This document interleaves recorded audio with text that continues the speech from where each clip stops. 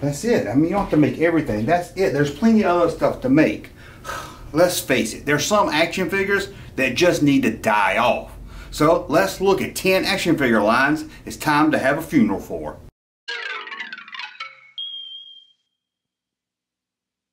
Welcome back to the Junkman. It's me, the Junkman, coming back at you with another video. And today we're going to take a look at 10 action figure lines that need to die off. Okay, toy companies, you try to be a hit with these toy lines even more than once, but face it, collectors don't want them, kids don't want them. It's time to move on. So let's start with number 10 from Remco, Bad Guys. I get the theme, these are some bad guys. I mean, you know, I think it more means bad, like, ooh, they're bad. You know what I'm saying? But let's face it, these ugly things, they don't need to come back. We don't need NECA or Super 7 to release a retro package of them or anything like that. Bad Guys, they got to go. And here's another one that doesn't need to come back. Bronze Bombers. A lot of you probably don't even remember this action figure line. It's made by the same company. They made Sunman. Remember Sunman? Now they're trying to make him an official part of He-Man line and all, but we want to get into all that. Bronze Man. Hey, it was great in the 80s, I guess, for about a year. But just the name alone just seems a little racist in this day and age. I know the toy company that made it made stuff tailor-made for a black audience, but Bronze Bombers, you have to call them that? Yes, all the figures are black people. I just feel uncomfortable even talking about them. Let's not bring these back to the store. If we do, let's find a way to change the name. 8. Okay, maybe it's not technically an action figure, but I'm going to talk about it anyway. Couch potatoes. These were stuffed animals, but they look like potatoes, and they came with a couch to sit them on or something, or a package like they were sitting on a couch or a lazy chair. These were stupid back then. I think it was probably the late 80s. These were stupid back then, and they're even more stupid today. Hey, this whole world is lazy enough. We don't need a doll line to show us how lazy we are. Let's face it, we don't need to lay on the couch eating chicken potatoes while we're watching Netflix, cuddling up to our couch potato doll. We're already couch potatoes. We don't need a doll of them. Couch potato, you're done for. Now I think this one's more of the 90s. Battle Trolls. This is the time where they try to take that gimmick of trolls that were big in the 70s and 80s. And I think in the 90s it kind of popped up again, but they were aimed for girls. Little naked trolls with a little diamond in their belly button.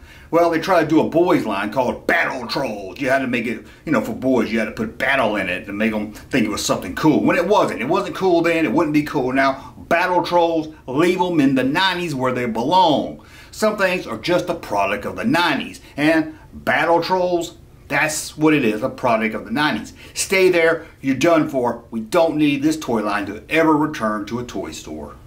And here's another one from the 90s that just screams 90s and it needs to stay there. Earthworm Jim. I think it's based on a PlayStation game. That right there should tell you enough right there that they shouldn't make it. Nintendo, okay, make Mario, make Zelda. PlayStation characters into action figures? Come on, don't be Nintendo. You're better than that. We don't need Earthworm Jim action figures. Sure, they did look okay with maybe our Playmates and they wasn't bad looking, but again, it's just a product of the 90s. We don't need these to ever come back to the toy store. It's time for Earthworm Jim's funeral. Let's see what another toy line is. Garfield. And I don't care if it's action figures, I don't care if it's t-shirts, I don't care what it is. If it has Garfield on it or anything related to Garfield, it's time to go. Garfield is as played out as comic strips in the newspaper. Do they even still do comic strips in the newspaper? Who reads that? Oh, Dagwood, you're so funny. No, you're not Dagwood. You're a product of the 1940s. And, like Dagwood, Garfield's got to go. Garfield's got to go. Got to go, Garfield. We're done with you. Heathcliff, hey, right behind Garfield. But I think Heathcliff left in the 80s. No one even knows who he is anymore. But Andy Cap, Dogwood, Dagwood, whatever his name is, and now Garfield, you're part of the has-been club. Get on out of here. No one likes Garfield. Oh, it feels like a Monday. Get over it. Okay, let's see who else we got. Voice Squad.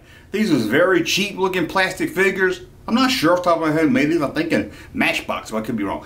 They plastic figures, and they had big buttons on them. Even for the 90s, these big buttons looked old-fashioned. It looked like something you would see in the 70s, and it made them talk. The whole gimmick was played out by the 90s. They shouldn't have been released in the 90s, and we don't need them ever to come back to toy stores today. Now, I guess they could redesign and take the big button off and just use the name, but that would be just them trying to cash in on the name and not actually bringing that figure line back. So they're gone. They're gone. Any action figure with buttons to make them talk is gone. At least nowadays they tried to disguise the button a little bit. These didn't try to hide it at all. So button talker toys, whatever they're called, you're out of here.